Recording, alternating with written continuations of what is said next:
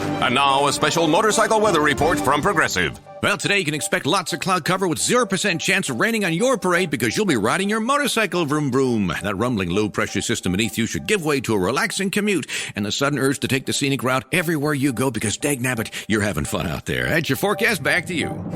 This has been a special motorcycle weather report from Progressive, where every day's a beautiful day to ride with coverage from America's #1 motorcycle insurer. Get a quote today and see what you could save. Progressive Casualty Insurance Company and Affiliates.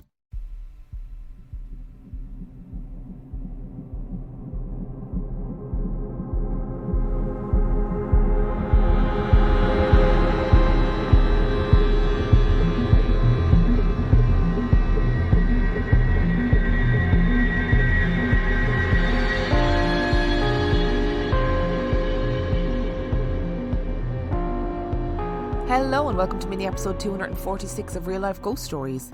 And I have 2 spooky stories for you today, and the last story comes from the 17th of December 2022, and story number 1 comes from Tasha. Thank you for reading my first story, on 31 Days of Terror, day 26. First, I would like to give you a quick update. To refresh your memory, my story was about my very vivid dreams and the disturbing time one of my schoolmates scarred me for life by making me question if I was in a coma. I too would love to kick him down a flight of stairs. Anyway, I still have the very vivid loop dreams, however not as often. My last email was some of the most intense experiences. This time I would like to share with you a few of my good experiences in regards to the paranormal. I mentioned in my first email that I suffered a great deal of trauma growing up. Unfortunately, most of that has to do with my father. I was 8 when my father passed away, and due to the nature of his passing, I do not remember most of my childhood, but from stories and what I can remember, I believe my father was a good man. I firmly believe that my father suffered from undiagnosed bipolar disorder.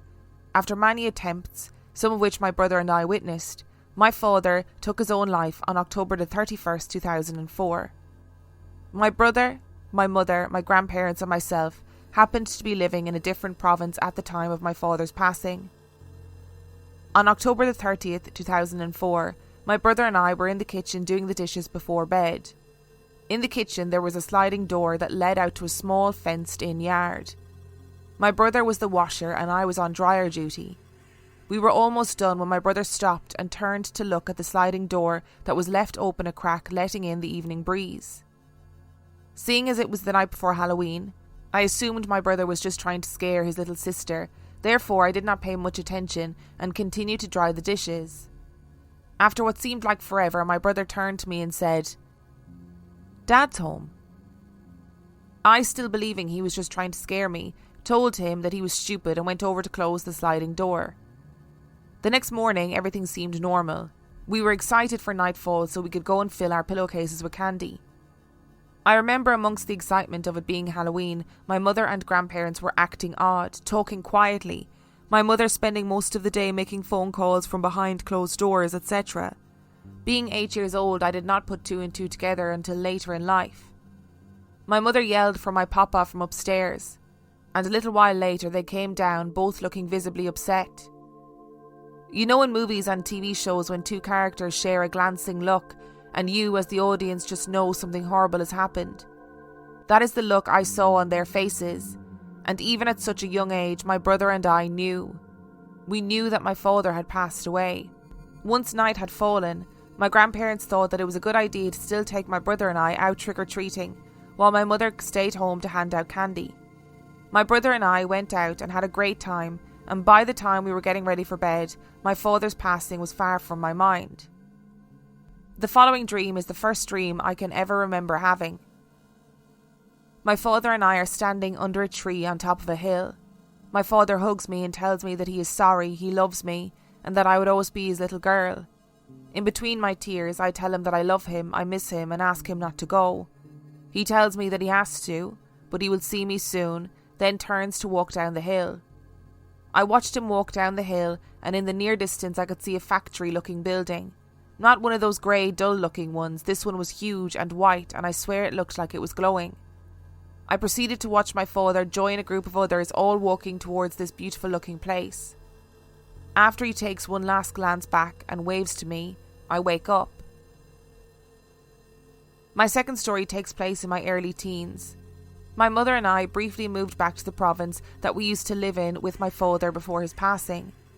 Being an early teen, I was excited with the freedom of taking the city bus alone to go and see my friends. I was waiting for my transfer bus, listening to music, daydreaming of my current crush at the time, normal teen things. My bus arrived, and as I was getting in line to board, I happened to look in the front window and I saw a man sitting with who I believed would be his wife. I made eye contact with this man and had a tingly feeling in my spine, and I was paralysed. I am sure only a few seconds had gone by, but for me it felt like a lifetime. The bus doors closed, and I was left standing alone, still in shock of what I just witnessed. It was 100% my father staring back at me from inside the bus. I know that it is impossible. My father had been dead for 7 years at this point. I was still in shock by the time I got home that night. I wanted to talk to my mother, or anyone really, about what had happened, but my mother refused to talk about my father, so I kept it to myself. Skip forward 5 years. My friend and I went to a local family friend of hers to get our cards read. Originally, I was just tagging along while she got hers read, but once there I had this overwhelming feeling that I needed to get mine done too. The lady was nice, and we talked about what I was going through at the time, etc. At the end of the reading, she asked me to think of a question in my head, and the cards would provide me with an answer. I had forgotten about that day at the bus stop until that very moment when I silently asked if the man on the bus was really my father. Once she had all her cards on the table, she said, "Yes, it was your father on the bus 5 years ago. You were back in your hometown, and he wanted to let you know that he was still watching over you." I lost it. I had never told anyone what happened to me. There was no way she could have known. My father had not even come up during my reading until that point. I have not seen my father since that day. However, my first roommate has. My old roommate and I moved into our first apartment when I was 19. I did not spend the first night in the apartment because I worked 45 minutes away at the time and stayed at a friend's house instead. The next morning when I arrived at our apartment, everything was normal. My roommate and I were chatting away when she mentioned to me that she had had a visitor last night. She considers herself a sensitive, so at this point I knew she was talking about a spirit. I was not scared or weirded out because I'd gotten used to her randomly seeing people by this point. Instead, I asked who it was, how it happened, etc. She then explained to me that she came home from work to a man standing in the corner of our living room. She acknowledged him and then he disappeared. Pretty typical for her, so she or I did not think much about it. Later that day, she was helping me unpack my bedroom, and she was looking through a photo album I had from when I was a child. She then pointed to a picture of my father, which she had never seen before, and asked me who he was. I then explained that it was my father. She went quiet, which was very unlike her. I asked her what was wrong, and she proceeded to tell me that my father was the man she saw in our living room the night before, and that she believes he was there to make sure our first time went smoothly. I would not say that I'm a strong believer in heaven and hell, but I will say that I have always had this feeling that once my time is up, I will meet my father once again up on that hill, and we will walk together to our next adventure. Until then, he will be my own personal guardian angel. You guys are killing me at the moment with these lost loved one stories. They are so incredibly beautiful. I'm not going to talk too much about this story, and not, Tasha, to do with any sort of, delegitimization of your story or, not validating your story, but I feel like I kind of repeat myself all the time with these stories and my brief commentary on them. But what I will say is that I firmly believe that people have a connection that we just don't understand. I believe that your brother saw your dad that night because your dad was going to die. And I believe that loved ones find a way to come back and tell us that they are safe. I believe that visitation dreams do seem to be something more than just a dream.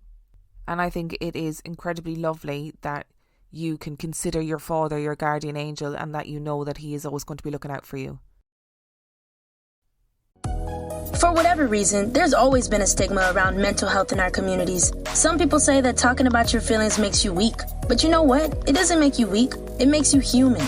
No matter what you're struggling with, you can call or text 988-LIFELINE to connect with a trained crisis counselor and get the resources and support you need. No judgment, no stigma, just hope. Text or call 988 Suicide and Crisis Lifeline day or night. 988. Hope has a new number. And story number 2 comes from Anonymous. And just to make listeners aware, this story deals with suicide and suicidal ideation. When I was in high school, I lost my brother to suicide. I was never really close to him. He was my big brother and he struggled heavily with drug use and mental illness. The majority of my childhood, he was in and out of psychiatric facilities, jail and rehab. Despite all of that though, he was an amazing person. He had the biggest heart, but was just dealt a terrible hand in life. Losing him was the hardest thing I've ever gone through in my life. He died at a time in my life when I was struggling extremely hard with my thoughts and life in general. You know, normal angsty teen stuff. After he died, my mental health declined. My household became abusive and I was often struggling with suicidal thoughts. I thought life was no longer worth living without my big brother, who I always wanted to be like without the struggles that he had. The more time went on, the more I started to become like him. It wasn't like I was trying to become like him. We were just very similar in personalities and hobbies and such. So out of all my family, if he was still alive, we would have been extremely close. Since he passed, I got more into Wiccanism, which he practiced before his death. He was always very open to the paranormal world, and so was I. I had many experiences with the supernatural before he died, and he never made me feel crazy for it. I recently have been trying to get in tune with my psychic abilities. I've been an empath since I was little. I've had premonitory dreams and can sense energies and spirits. I've been able to see snippets of the past in my mind in places I've never been, and been able to read tarot cards so accurately that a girl that was a skeptic started crying after her reading because I described a situation absolutely no one knew about. I experience my own emotions so strongly that it can be difficult to see past them, and I take on others' emotional pain so that they feel a moment of peace in a hard time. I see auras and have been able to see my best friend doing things as he's doing them without speaking in months, only for me to describe said events in so much detail that I knew exactly what he was wearing, and there was photographic evidence of the outfit and the event. All of this background is to say that I am nowhere near new to the paranormal, and I am very able to tell the difference between my imagination and something real. A few months back I made an attempt on my life that I have absolutely no idea of how I am still alive. I felt myself dying. I felt my heart stop and then everything went black. The next thing I know, I was waking up and living my life as if nothing had happened. I told no one about it because how could I? How could I explain to the people that I'd lost my brother to suicide, that they almost lost me the same way? So for months I have been struggling. I've been on autopilot, doing what I can to keep myself going. Over the past few weeks, I have finally started to come out of my depression. I think a part of it is that I started therapy.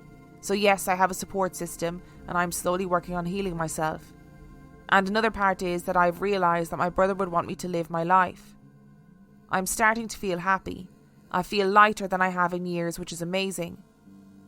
A couple of hours ago, I was on a long drive to Nashville. I was alone and I was listening to real-life ghost stories. I felt something different next to me. I could feel the energy start to shift. So I put on music instead out of fear that listening to the ghost stories was bringing about feelings that were in my head and not real. As soon as my music started to play, my brother's favourite song came on. That's when I looked into my passenger seat and my brother was sitting next to me. I never see spirits physically, it's always in my mind. So I thought that yes, this was just something I was imagining because of listening to the podcast, but it felt different. Everything felt different. I could feel and see him doing the screaming to the song. Yes, it was a screamo song, like he would do when he was alive. I could hear his voice, which is significantly different than the actual singer's voice. He was headbanging. I started to laugh, and I could feel him look at me with a shit-eating grin. So I started to sing along. After the song ended, I turned my music off and I talked to him. I asked him how he could leave me. I talked to him about how much I have changed and grown up, how much I missed him, and he nodded. I know, even if you can't see me, I'm still here, I haven't left. I started to cry, because I know how different my life is from others, because I don't have my sibling.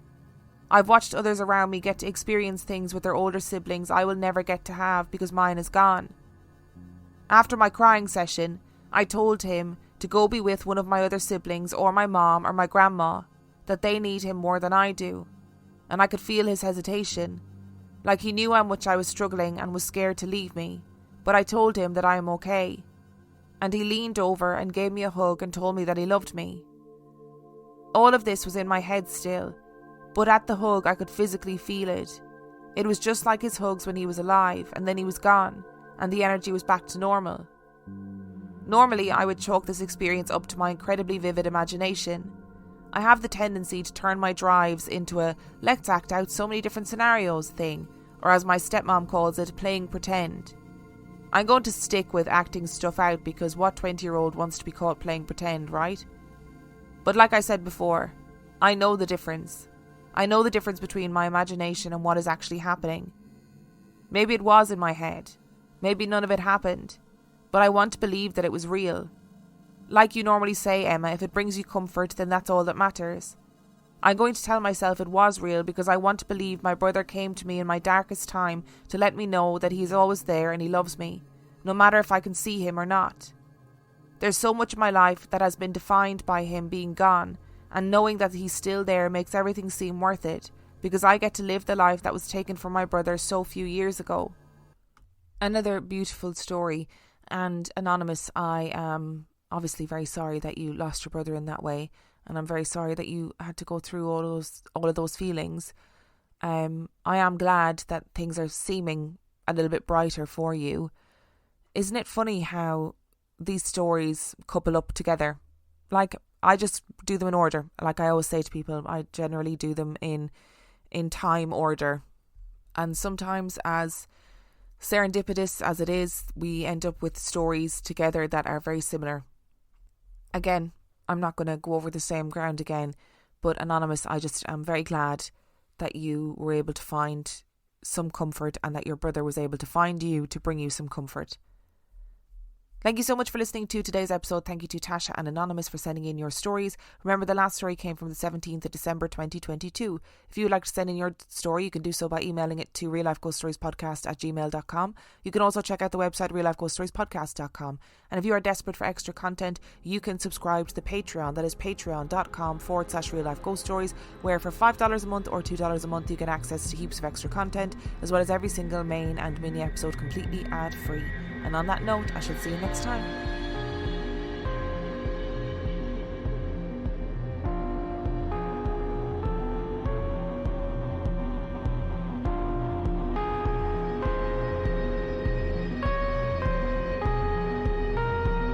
It's Spring Black Friday at the Home Depot, which means it's time to get your outdoor spaces ready so you can enjoy more this season. Right now, you can get the Stylewell Park Point 4-piece patio set at a new lower price of $3.99. With its stain-resistant cushions and modern relaxed styling, it's the perfect centerpiece for your porch, deck, or patio, whether you're looking for sunny lounging or evening gathering. Hurry into the Home Depot to get the Stylewell Park Point patio set at a new lower price, just $3.99. Shop Spring Black Friday savings at the Home Depot. How doers get more done.